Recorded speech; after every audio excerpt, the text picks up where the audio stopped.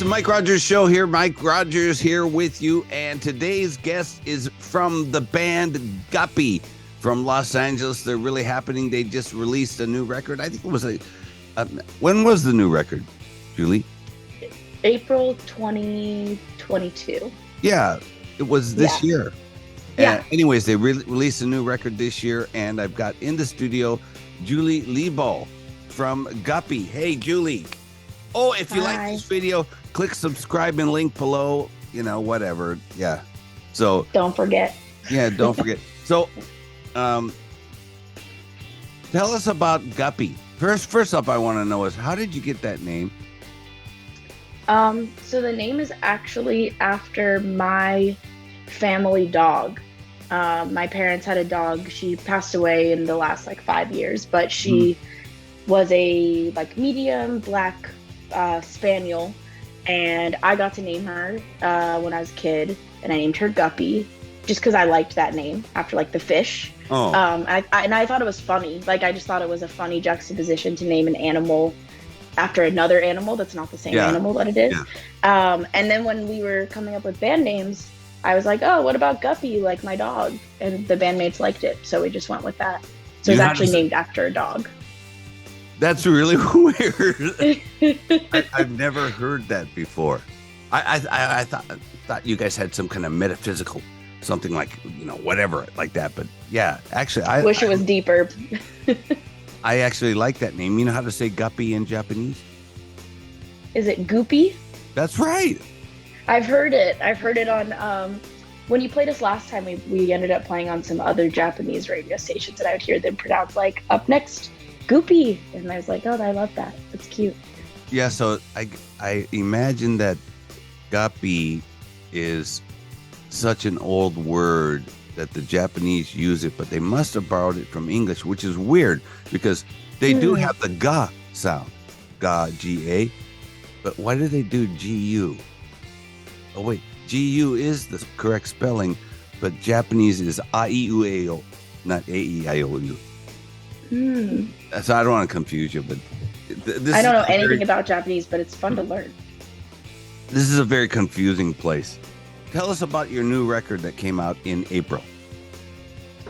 Okay, so it's called Big Man Says Slappy Doo, and it is a compilation of songs that we put together over, I believe the first song that we wrote for the album was A Voicemail to the Mayor, which is the second song on the album. And we wrote that in 2019, right after we released our album In Heat, which was the album we put out before that. So we wrote that when we were in the studio actually still recording In Heat, and it just wasn't right for that album, so we kind of just had it. And then from there we wrote the rest. We wrote Aliens and But First, and we played all of those songs live a bit before coronavirus came and kind of shut down some of what was being able to play live for at least a year.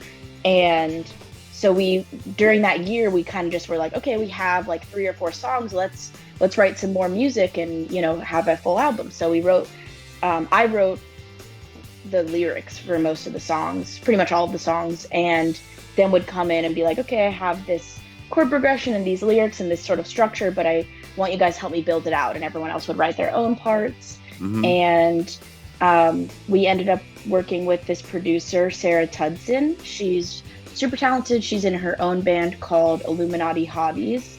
And I played that band. Yeah, they're great.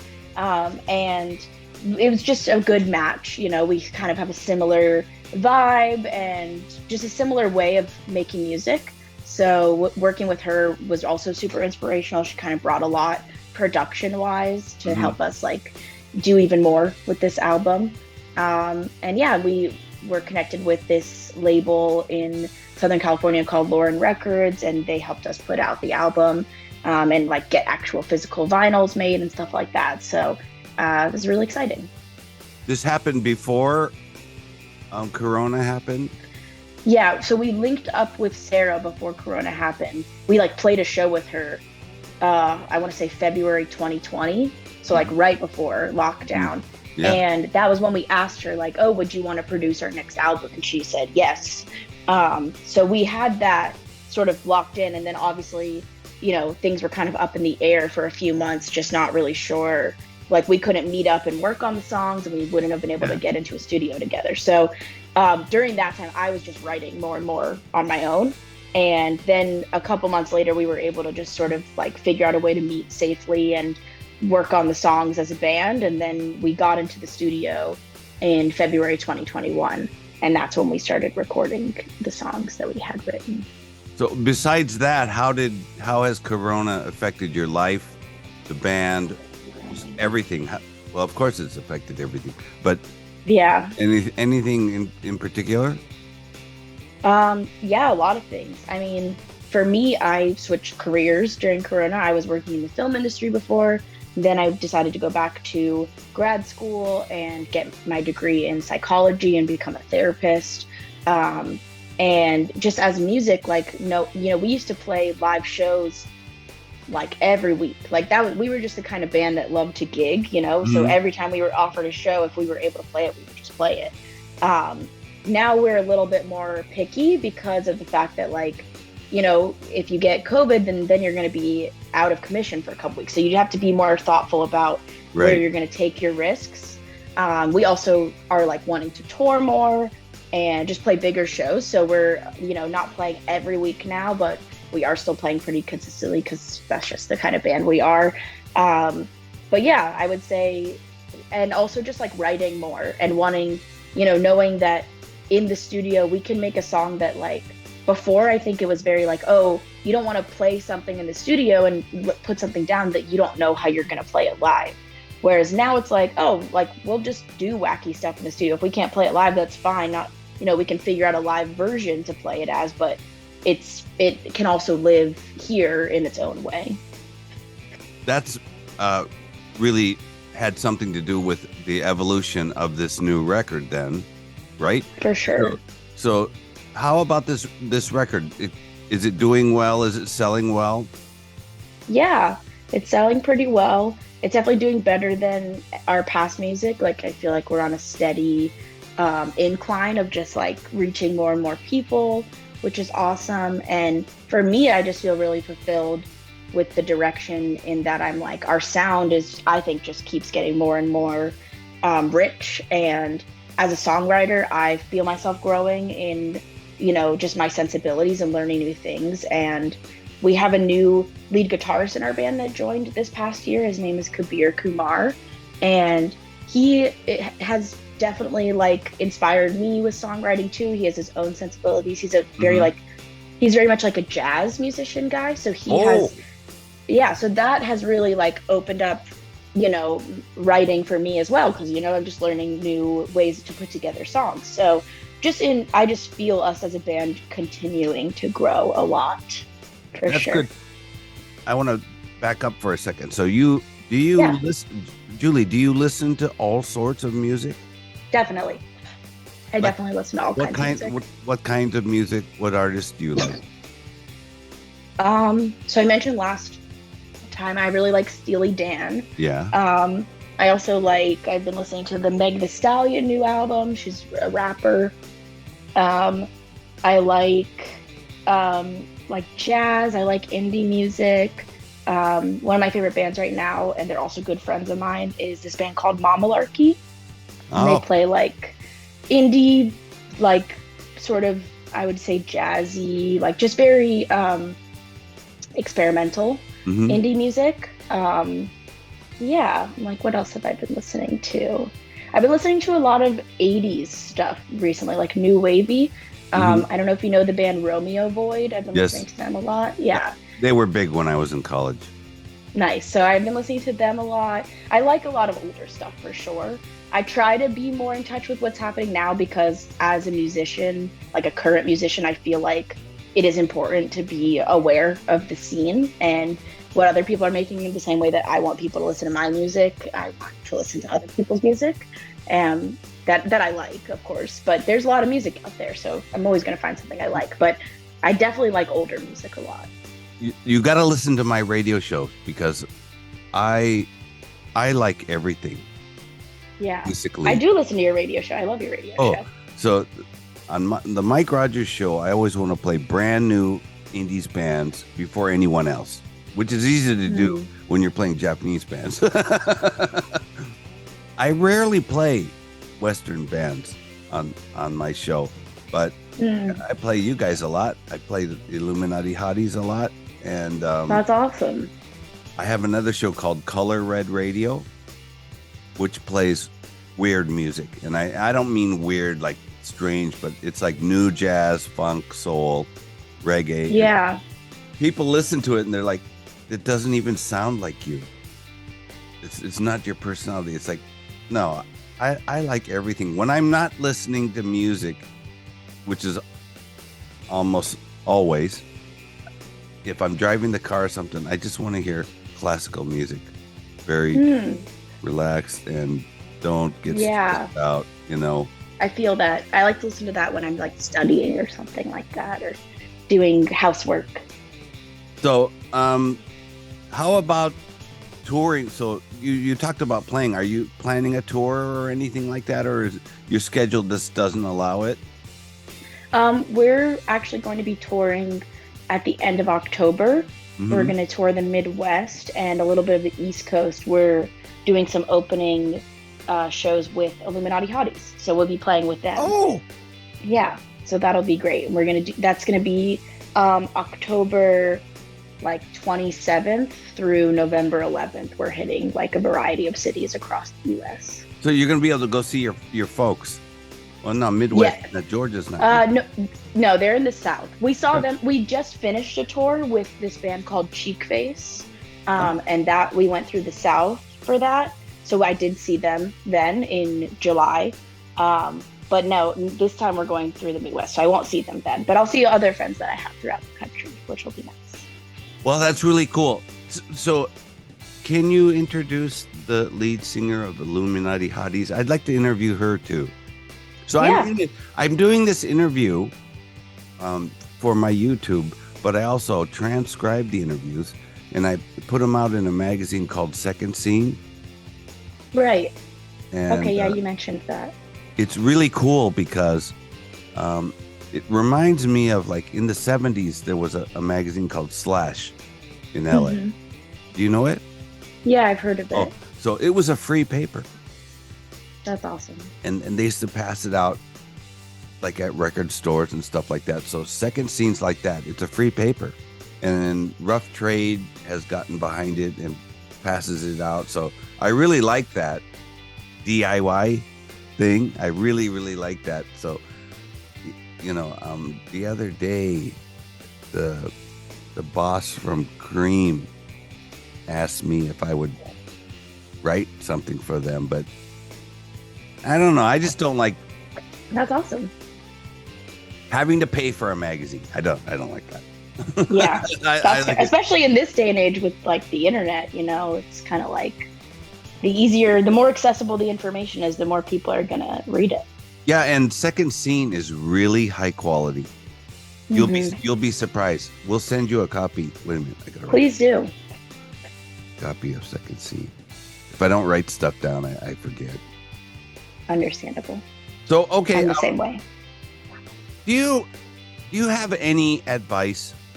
Okay, so you went from working in the film business, and then now you're going to be a psychologist. Is that what it is? So you're going to be a psychologist, but you're also playing in a punk band. Yeah. That's kind of strange, isn't it?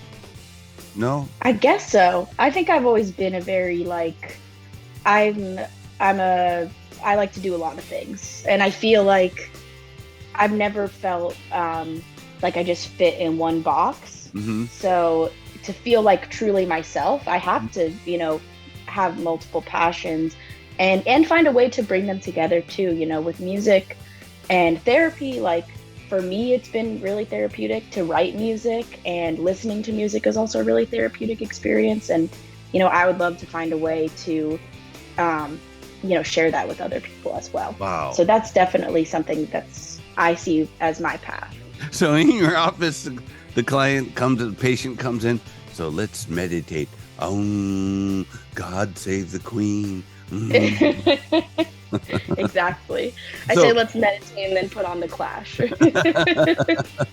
So, Julie, you got any advice? Let's say I'm a young guy and I got a guitar and I want to play in a band, but I don't know anyone. Maybe I'm new to LA or whatever. Do you have any advice, basic advice for someone who's just starting out? What's the best thing to do, or what should they do? I think, okay, well, one, don't be an asshole. If I'm allowed to curse, sorry if I'm not. Okay, yeah, just be a good person, because like that's how you're going to connect with other people that you like, you know, outside of just music, like when it comes to making friends or whatever, you know, find people that you genuinely like the company of and they like your company. You know, don't try to like use people in that way. And like as a musician, really just try to find what your voice is. Like, what is it that you are bringing creatively? You know, don't try to be somebody else. And also don't worry about, you know, some people are going to like it and some people aren't, and that's okay. You know, like that's just how, even as a person outside of music, like some people are going to really like your vibe and some, it's not for everyone, and that's okay. And I think knowing that and being comfortable with that helps you to really find your own path, and you will get where you're supposed to be. If you are confident in knowing who you are and what your message is, the people that speaks to will want to be a part of that, and it'll grow organically.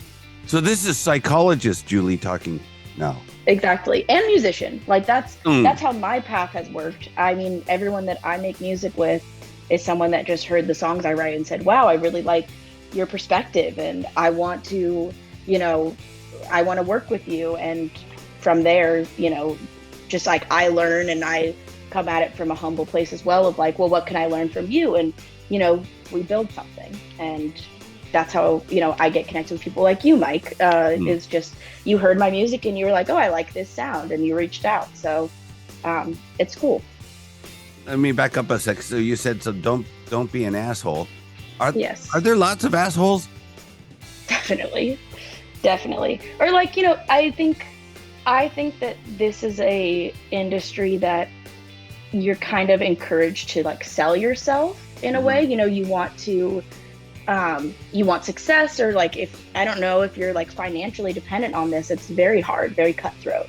So I think that there's a lot of like, people will only be nice to you if they can get something from you. And I, as much as I understand that, I just find that to be very fake and like not something that is sustaining, and it doesn't help my art at all. So I just try not to engage with that as much. And, you know, it's one thing where it's like, we help each other, we lift each other up. That's great. But I'm not going to be the kind of person that's going to start a conversation with someone, and then when I find out like, oh, I can't get anything from you, then I'm just like, okay, bye. You know, like that to me is being an asshole. And it's more just like, just meeting people where they're at, seeing people as like genuine people, and knowing like we all have different things that we bring to the table. I totally agree with that. And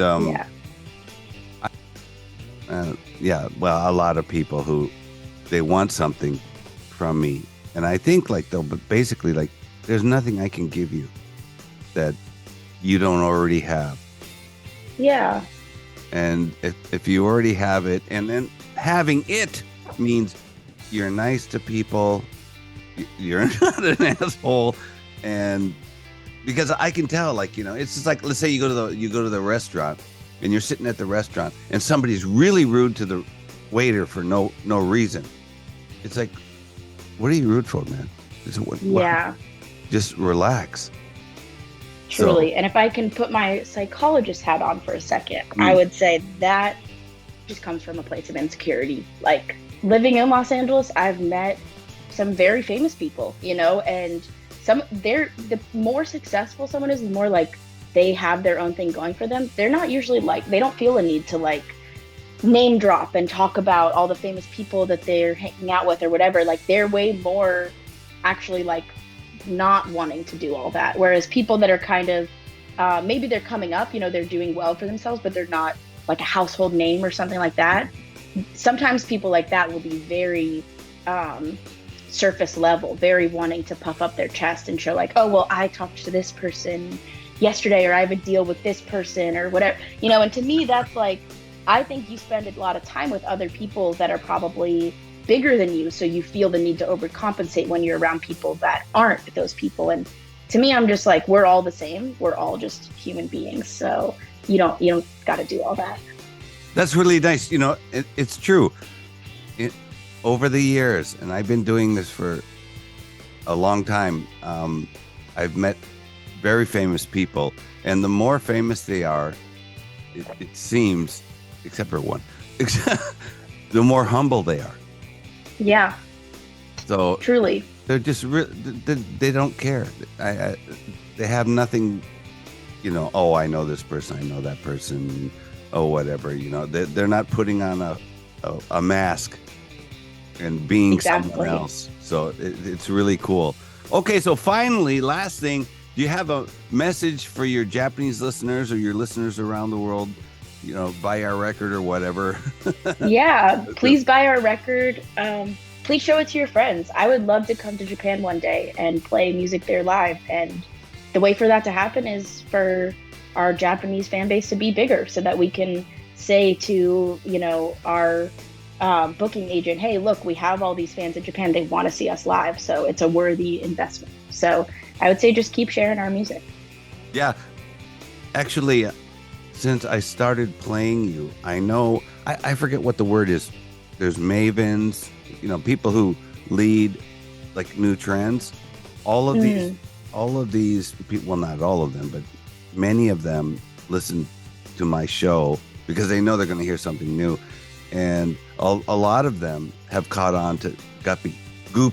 That's awesome. Guppy. Yeah, so they really think Guppy's cool. Guppy is cool.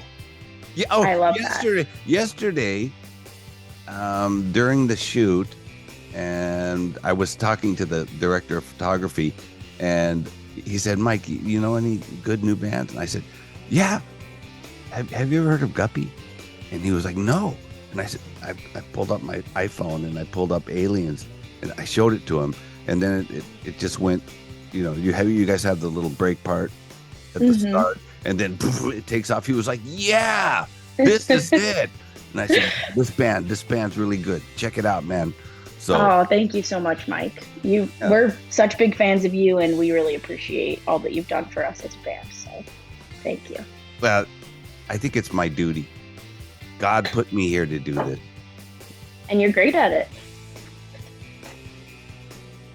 Yeah, maybe. So anyway, Julie Lebow from Guppy. Guppy's new record is on sale now. And what's the name of it again, Julie? It's named Big Man Says Slappy Doo. Big Man Says Slappy Doo. It's on sale now. Correct. It's a regular airplay on the Mike Rogers Show. So if you want to listen to the Mike Rogers Show, the links are down here. And we also, we'll have the link to Guppy's Alien video down here. And if you like this video, please subscribe and like. And thank you so much, Julie Lebow. You got to be on the show again. I will, anytime. Are the other band members jealous that you're only asked you? Probably. You'll have to ask them next time. Okay. So thank you so much. Thank you. Okay. Appreciate you, Mike. See you later. Bye.